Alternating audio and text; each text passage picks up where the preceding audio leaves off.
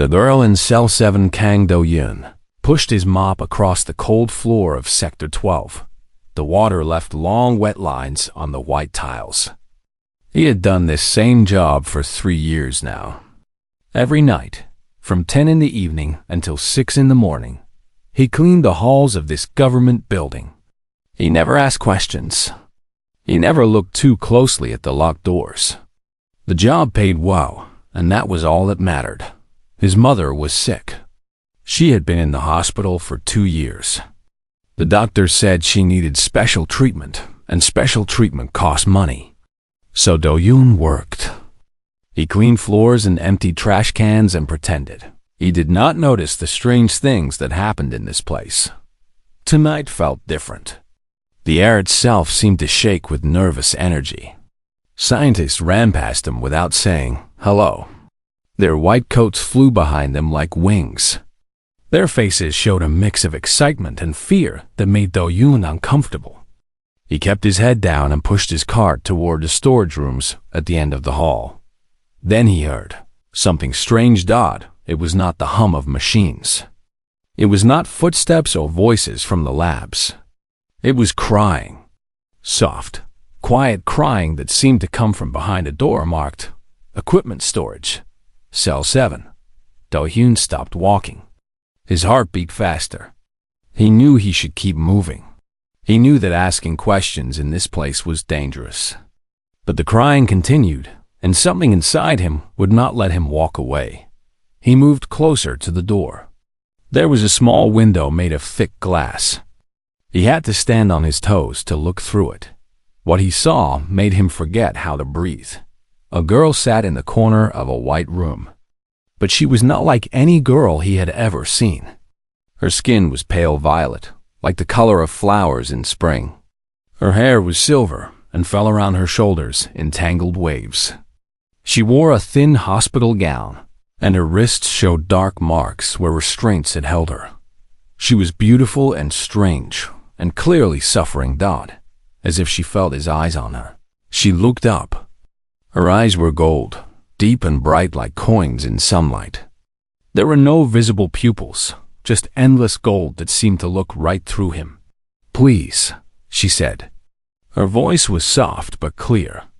She spoke Korean with a strange accent, as if she had learned it from a book. "They are going to cut me open tomorrow." Do-hyun's hands shook on his mop handle. His mind raced with questions. What was she? Where did she come from? Why was she locked in a storage room like an object? But one thought rose above all the others. She was afraid, and she was asking for help. He thought about his life. He was nobody. A 28-year-old janitor who had dropped out of engineering school because his family needed money. He had no power, no connections, no way to fight against the people who ran this place. Heroes existed in movies and books, not in men who cleaned floors for a living. Then he thought about his mother. She had raised him alone after his father left. She had worked 2 jobs to feed him. And every night before bed, she had told him the same thing. Do-hyun, kindness is never wasted. Even when no one sees it. Even when it costs you something. Be kind. He looked at the girl in the cell. He looked at the keycard clipped to his belt. The keycard was not his. He had found it 2 weeks ago, dropped in a hallway by a scientist who walked too fast. It had clearance levels far above what a janitor should have. He had kept it hidden, not knowing why. Maybe some part of him had known this moment would come. "What is your name?" he asked through the door. "Yura," she answered. Hope flickered in her golden eyes like a small flame. Do-hyun took a deep breath. His whole body felt cold with fear. But his hand was steady as he pulled out the keycard and pressed it against the lock. The door hissed open. Yura stood slowly. She was taller than he expected, but she moved like someone who had been hurt for a long time. Every step seemed to cost her effort. When she reached the doorway, she stopped and looked at him with wonder. "Why?" she asked. "You do not know me. You owe me nothing. Why are you helping me?" Do-hyun did not have a good answer. He had 100 reasons to leave her there. His job, his safety, his mother who needed him to stay out of trouble. But when he looked at Yura, he saw only a person in pain. Because no one else will, he said simply. Yura studied his face for a long moment. Then she smiled, and despite everything, it was like watching the sun rise. My people have a word for humans like you, she said. Valkyrie. It means those who act without calculation. We believe such people did not exist in your species. Maybe you met the wrong humans. Do-hyun looked both ways down the hallway. It was empty, but it would not stay that way for long. He had about 20 minutes before the next security patrol came through this section. 20 minutes to get an alien girl out of a building full of cameras and guards. Can you walk? He asked. I can try. That will have to be enough. Stay close to me. Do not make any sounds. And whatever happens, do not stop moving. He left his mop and cart behind. He would never need them again. Whatever happened tonight, his old life was over.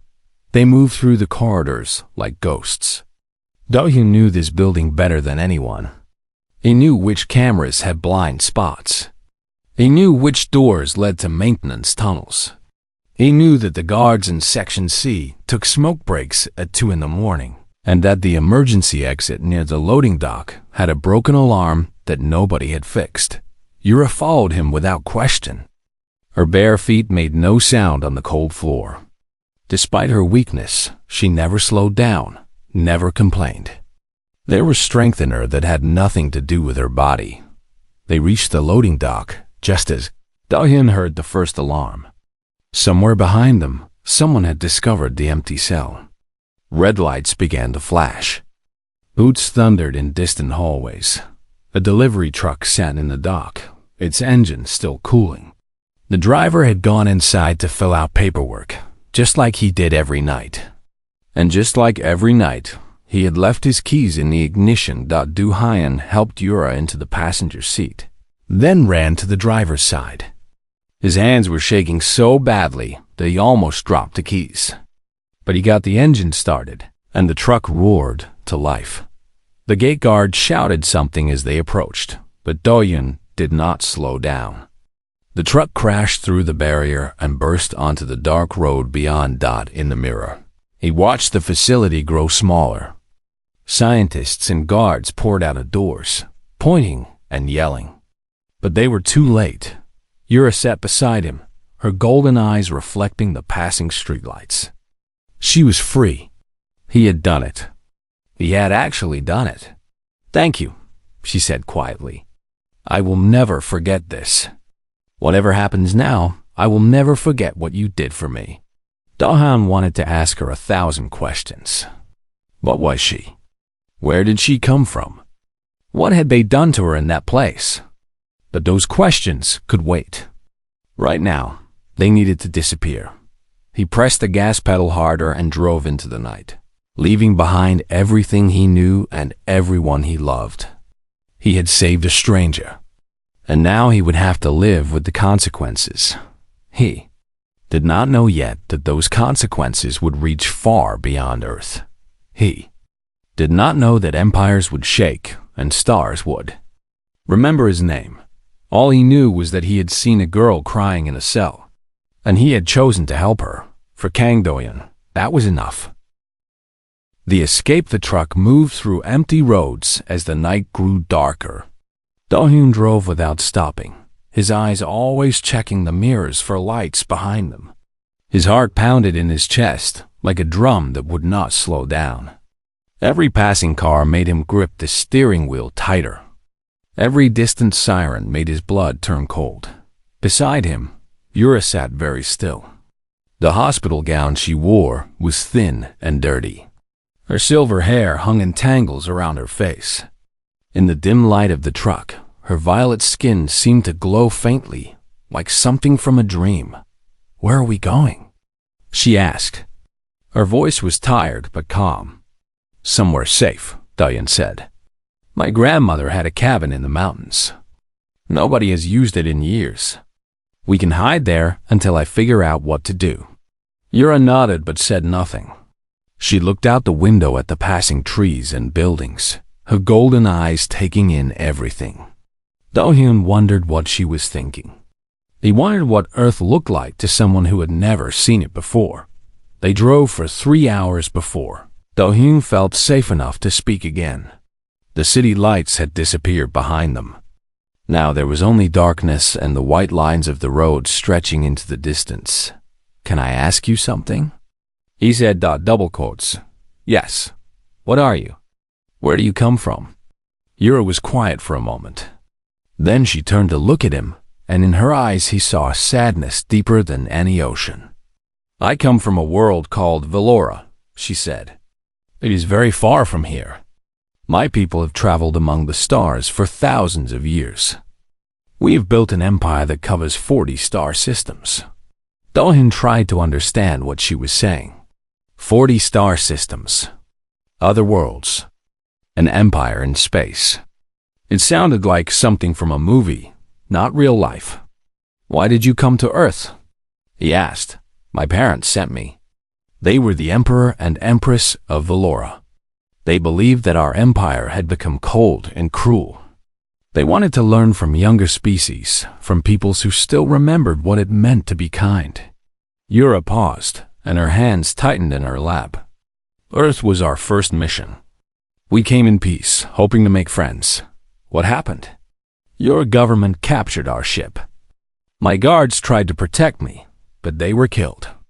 I was taken to that facility. They wanted to study me. They wanted to understand our technology." Her voice grew quieter. "They did many tests. Painful tests. They treated me like an animal." Do-hyun felt anger rise in his chest. He thought of those scientists running through the halls with their excited faces. He thought of the restraint marks on Yura's wrists. How could humans do such things to a living being? "I am sorry," he said. "I am sorry that happened to you. It was not your fault. You were not there. You did not hurt me." Yura looked at him with something like wonder. "You saved me. You are the first human who showed me kindness." They drove in silence for a while. The road began to climb into the mountains. Trees grew thick on both sides, their branches reaching toward the truck like dark fingers. "Can I ask you another question?" Do-hyun said. "Yes. Your parents. You said they were the Emperor and Empress. Does that mean you are a princess?" Yura finished. "Yes. I am the only child of the imperial bloodline. When my parents died, I became the heir to the throne of Velora." Do-hyun nearly drove off the road. His hands jerked the wheel, and the truck swerved before he got it under control. "You are a princess?" he said. "I just kidnapped an alien princess from a government laboratory." "You did not kidnap me. You rescued me. There's a difference. The government is not going to see it that way." Yura reached out and touched his arm. Her hand was cool and smooth, like polished stone. The touch calmed him somehow, slowed his racing heart. "I know this is difficult," she said. "I know I have brought trouble into your life. But I could not stay in that place.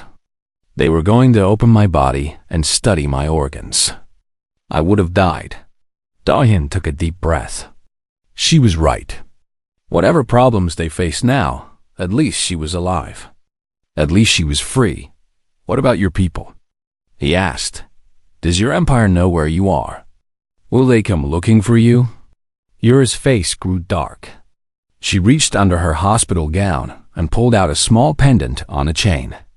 The pendant was made of crystal, and inside it, a faint light pulsed like a heartbeat. "This belonged to my mother," she said. "It is called the Heart of Velora. Only someone of the true bloodline can carry it. As long as I have this, I can prove who I am." "That does not answer my question." "My uncle will come for me," Yura said.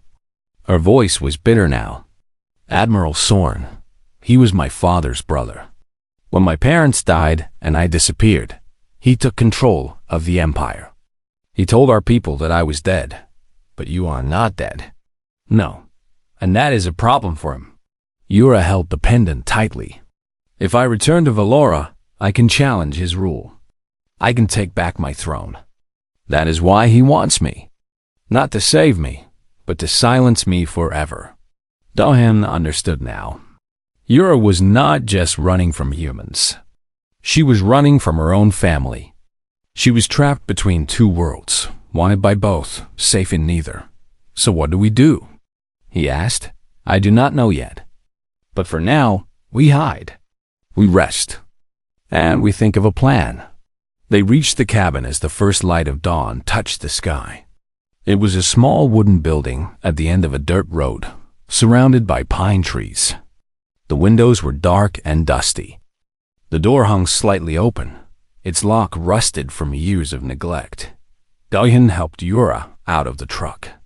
She was weaker than she pretended to be. Each step seemed to cost her great effort.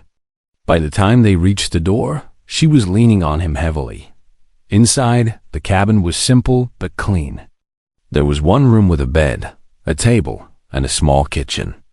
A stone fireplace stood against one wall, filled with old ashes. Dohyun found blankets in a closet and wrapped them around Yura's shoulders. You need to rest, he said. So do you. I will rest later. First, I need to make sure we are safe.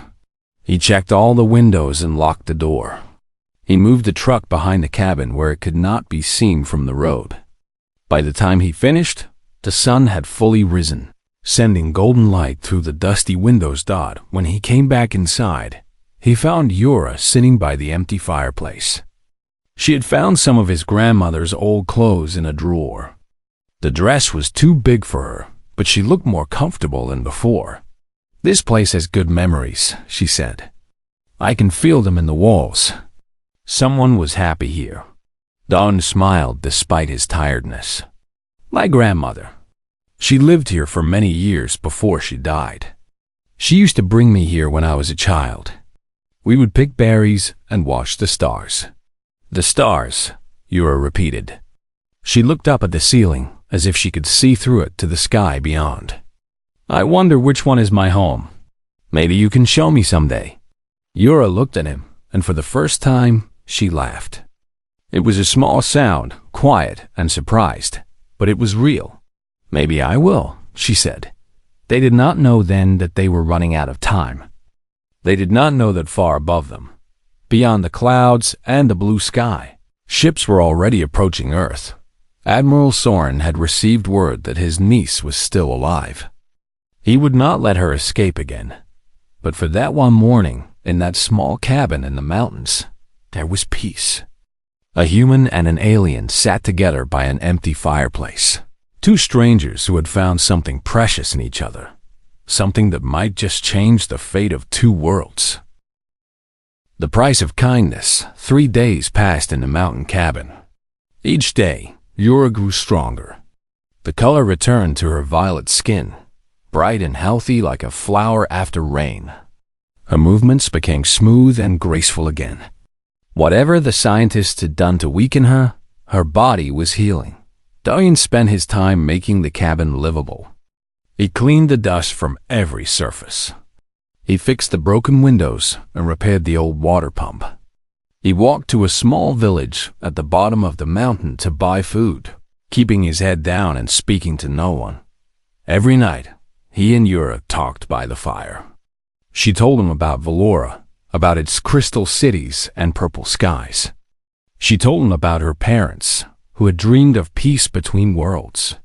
She told him about the traditions of her people, about honor and duty and the weight of a crown. In return, Dohyun told her about Earth, about his mother in the hospital, about his dreams of becoming an engineer before money and responsibility changed his path, about the small joys of human life, things Yura had never known, like the taste of coffee or the sound of rain on a roof.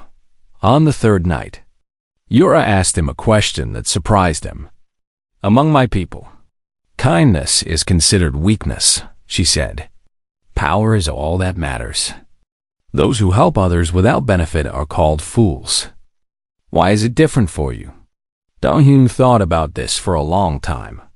The fire crackled between them, sending shadows dancing across the walls. "I think kindness is strength," he said finally. "Anyone can be cruel. It is easy to hurt people, to take what you want without caring. But to be kind when it costs you something, when you might lose because of it, that takes courage." Yura watched him with her golden eyes. "Your people are very strange," she said. "Yes," Dahyun agreed. "We are."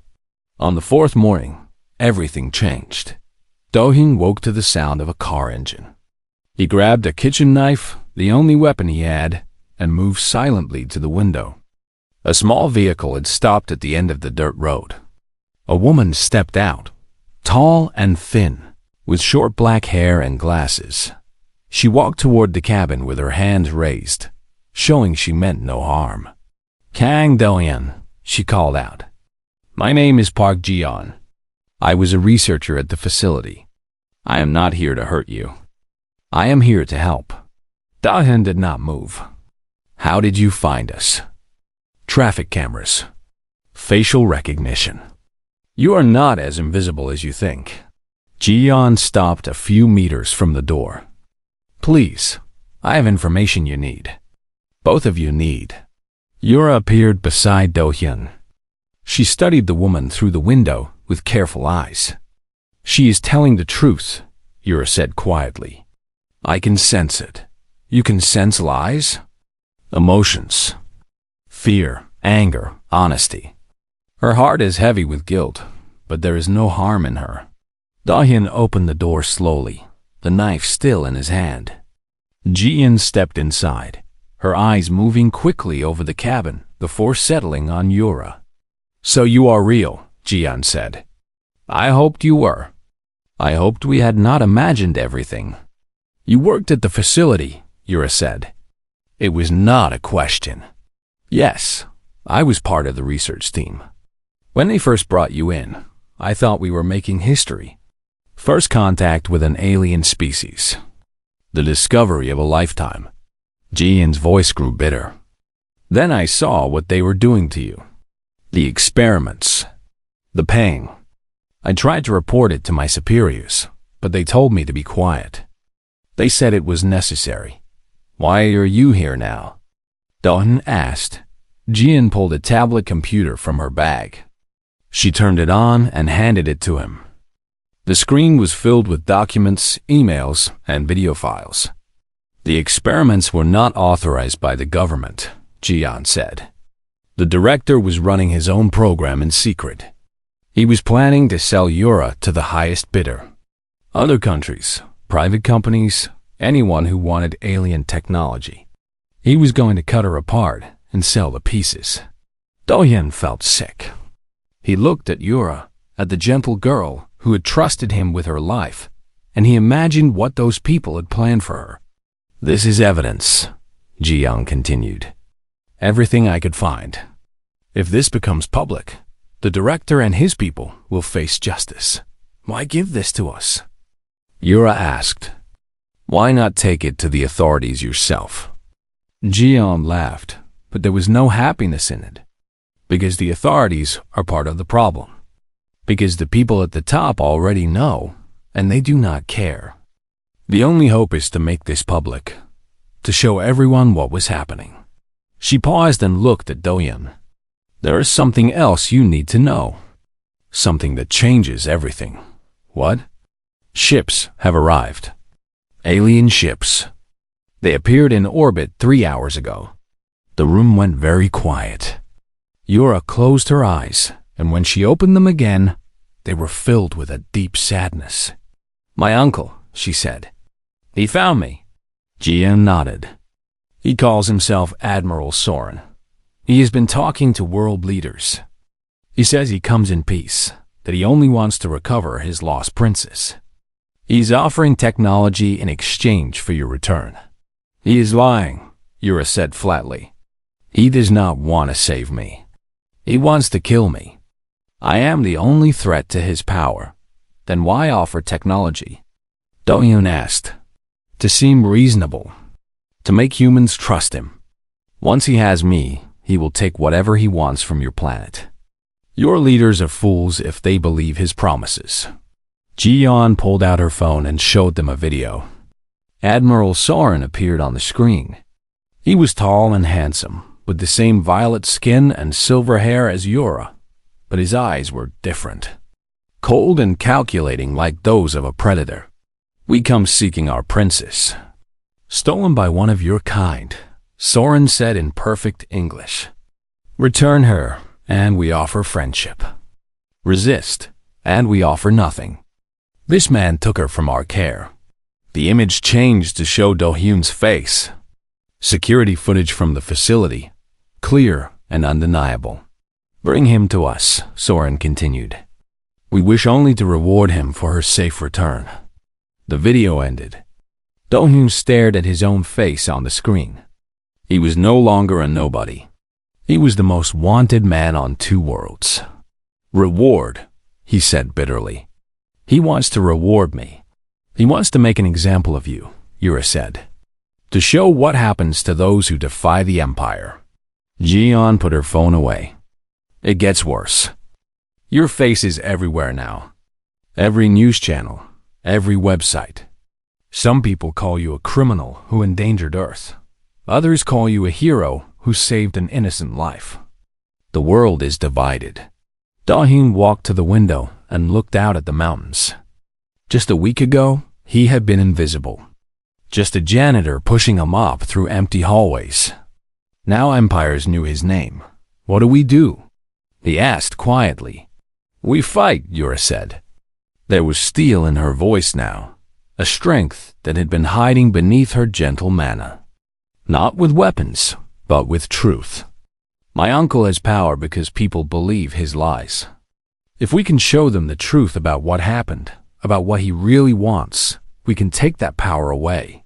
How? I do not know yet." Yura touched the pendant at her chest, the heart of Valora.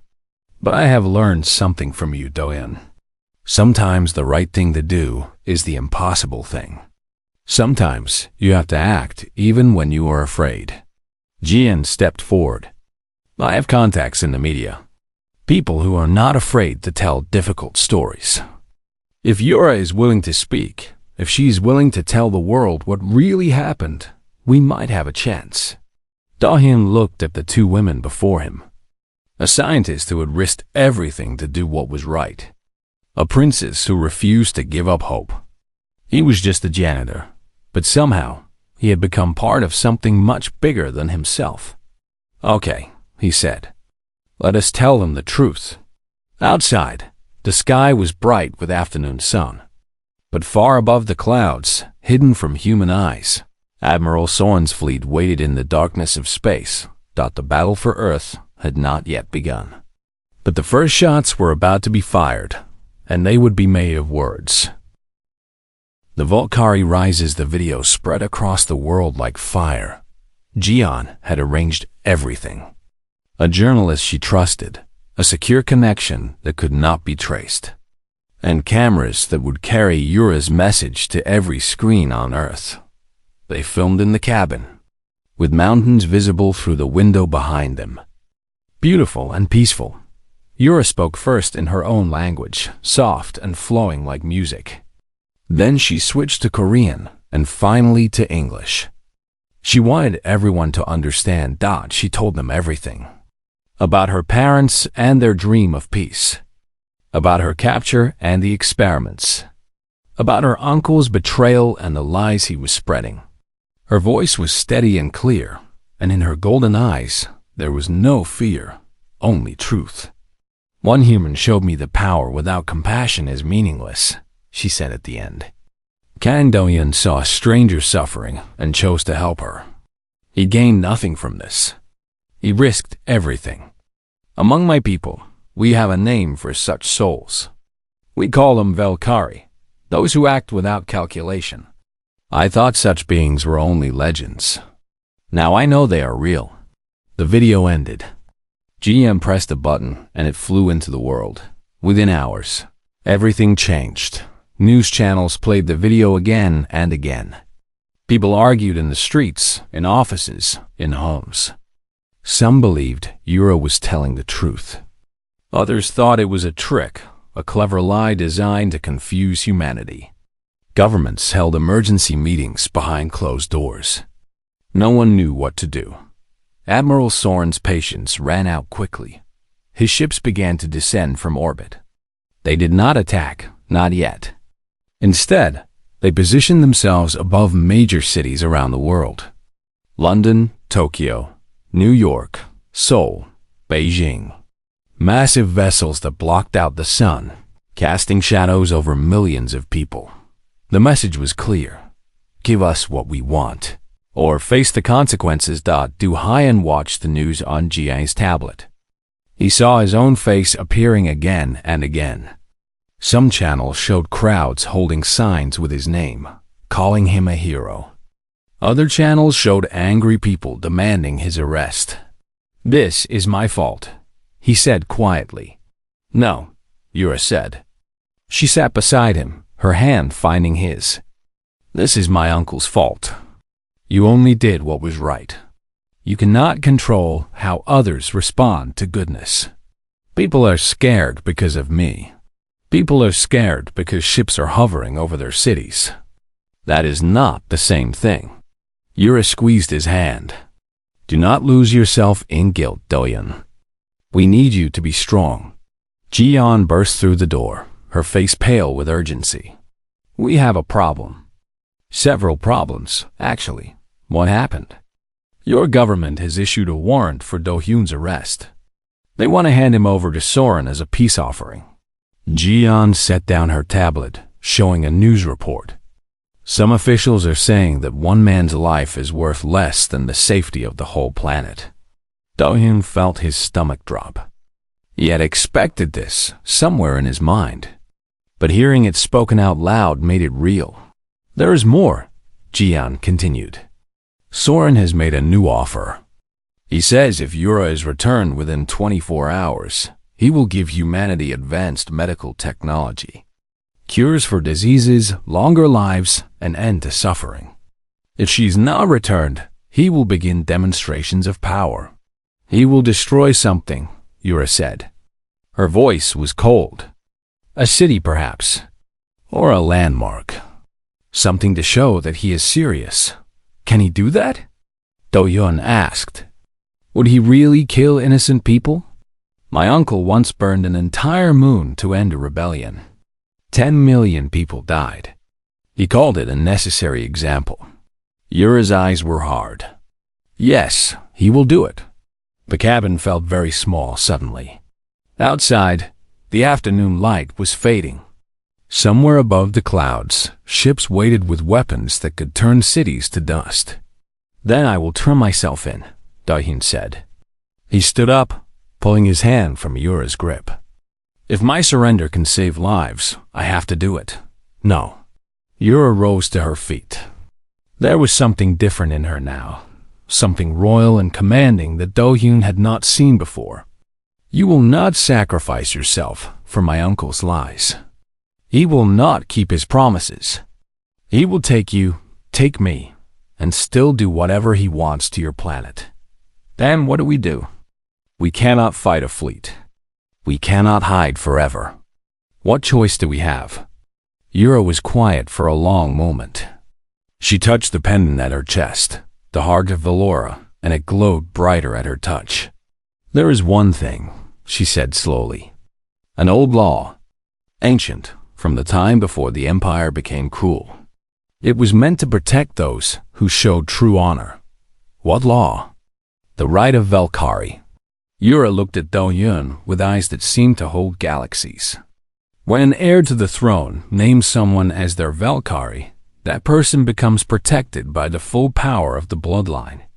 They cannot be harmed without declaring war on the crown itself." Jian stepped forward, her researcher's mind working quickly. "You mean you can protect him? Legally? Under Valoran law?" "More than protect him." Yura took a deep breath. "The Valkyrie becomes the voice of the bloodline among other peoples. A consort. A representative of the imperial family itself." Do-hyun stared at her. "Are you saying what I think you are saying?" "I am saying that if I name you my Valkyrie, you will become untouchable. Soren will not be able to harm you without breaking the most sacred laws of our people. His own fleet would turn against him. But that would make me part of the royal family. Yes. Yura's cheeks turned a darker shade of violet. It is usually a marriage bond. But the ancient form only requires declaration and acceptance. Nothing more. The room was very quiet. Jian looked back and forth between them, her mouth slightly open. You want to marry me? Dohin said, We have known each other for less than a week. It is not marriage. Not exactly. It is, Yura struggled to find the words. A recognition of what you are. A declaration that your kindness has value in the eyes of the throne. Among my people, it is the highest honor that can be given to an outsider. Do-hyun sat down heavily. His mind was spinning. Just days ago, he had been pushing a mop through empty hallways. Now, an alien princess was offering to make him royalty to save his life. What happens to you if you do this? He asked. I return to my people. I challenge my uncle for the throne. I use the attention this creates to gather support among those who remember what the empire should be. That sounds dangerous. It is very dangerous. But it is also my duty. I am the daughter of the true emperor and empress. I cannot hide forever while my people suffer under a tyrant. Do-hyun looked at Jian. What do you think? Jian laughed, a nervous sound. I think this is the strangest day of my life. But if there is a way to stop Soren without war, we have to try it. Do-hyun looked back at Yura. She stood before him with her shoulders straight and her head high.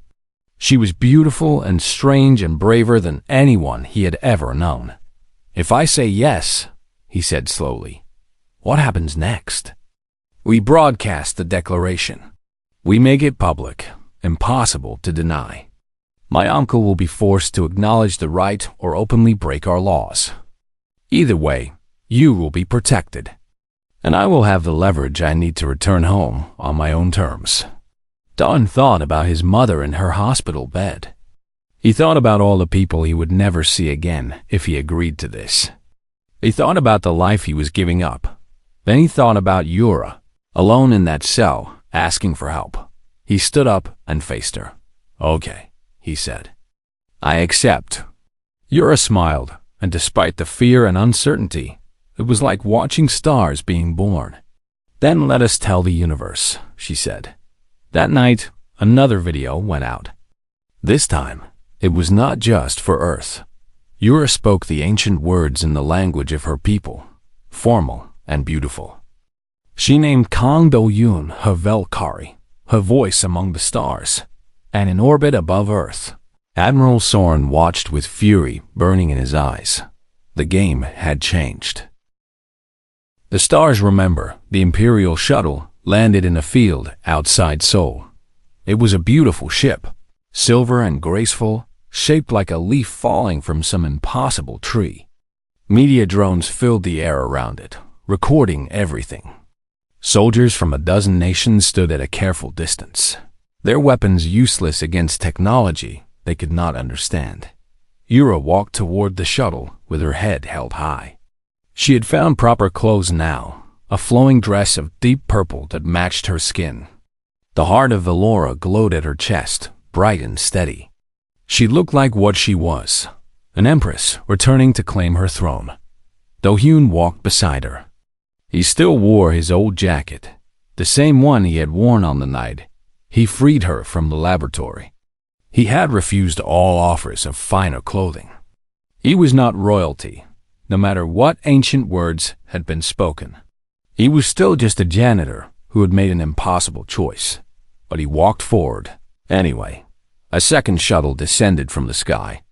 This one was larger, darker, and bristling with weapons. It landed heavily, crushing the grass beneath it. The door opened, and Admiral Soren stepped out. He was tall and beautiful, as all Valorans were. His silver hair was pulled back in a military style. His uniform was covered with medals and symbols of rank. But his eyes were cold, so cold that Do-Yun felt a chill just looking at them. "Niece," Soren said. His voice carried across the field without effort. "You have caused much trouble." "Uncle," Yura replied. "You have caused more." Soren's lips curved in a smile that held no warmth. "This game of yours ends now. Come with me peacefully, and I will be merciful. To you and to this human you have attached yourself to. I am not playing a game. I have invoked the right of Valkyrie. Kang Do-Hyun is under the protection of the bloodline. You cannot touch him without breaking our most sacred laws. Laws can be changed. Not this one. Not by you." Yura's voice grew stronger. "You rule the empire only because I was believed dead. But I'm not dead, uncle. I stand before you, before all of Valora, as the daughter of Emperor Harem and Empress Luna. I am the true heir. And I am coming home." Soren's smile faded. For the first time, something like anger showed in his eyes. "You are a child," he said. "You know nothing of ruling. You would destroy everything I have built. You have built an empire of fear. Our people live in silence because they are afraid to speak. Our allies have become our servants. This is not what my parents wanted.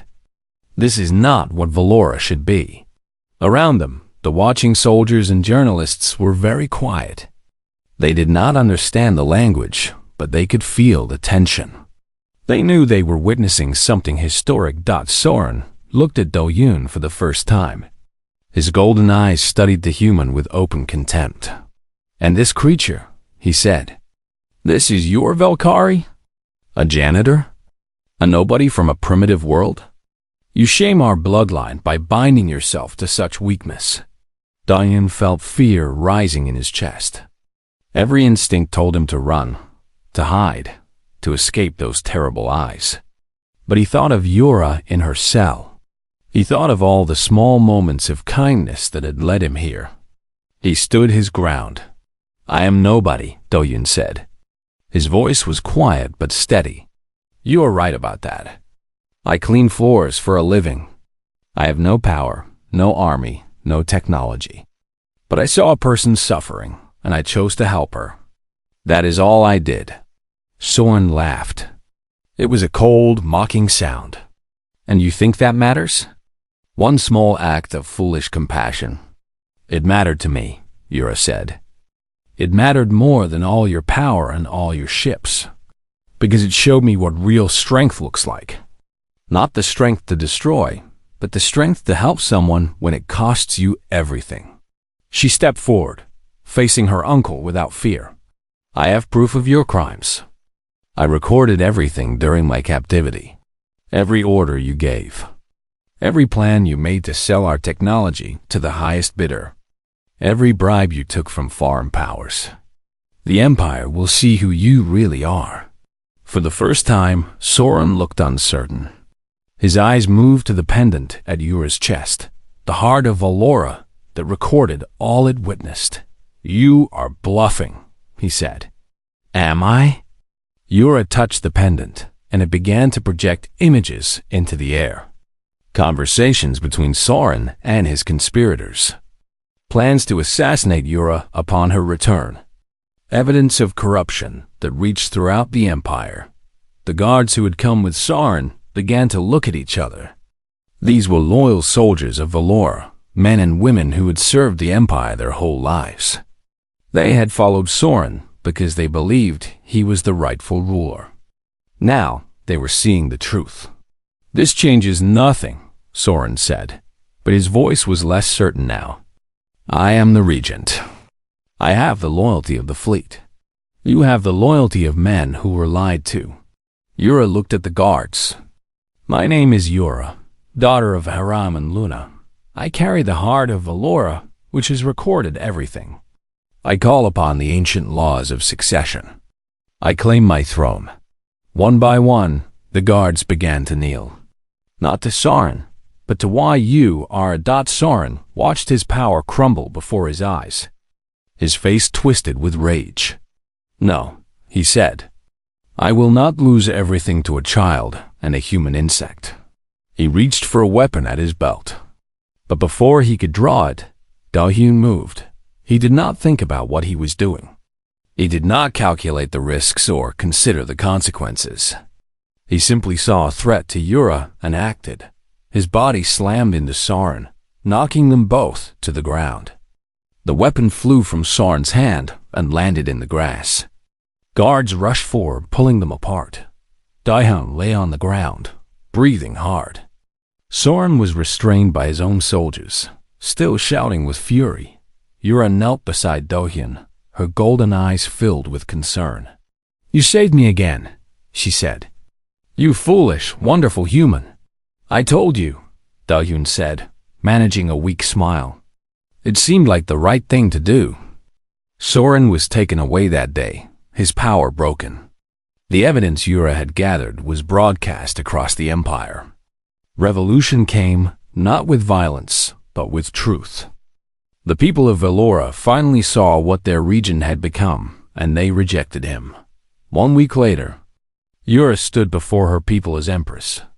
Do-hyun stood beside her, still uncomfortable in the formal robes they had given him. He would never get used to them, he thought. He would never feel like he belonged in a palace full of aliens. But when Yura took his hand, he felt something else. Peace. Purpose. A sense that somehow, despite everything, he was exactly where he was supposed to be. "What happens now?" he asked her quietly as the coronation ceremony ended. "Now we build something new," Yura said. "An empire that remembers what kindness is. A friendship between Velora and Earth. A future where power serves compassion. Not the other way around. That sounds difficult. It will be very difficult. I am probably going to be terrible at this." Yura laughed. The same small surprise sound she had made that first morning in the cabin. "Probably. But you will try anyway. That is what makes you different." Da-hyun looked up at the stars, visible through the crystal dome above them.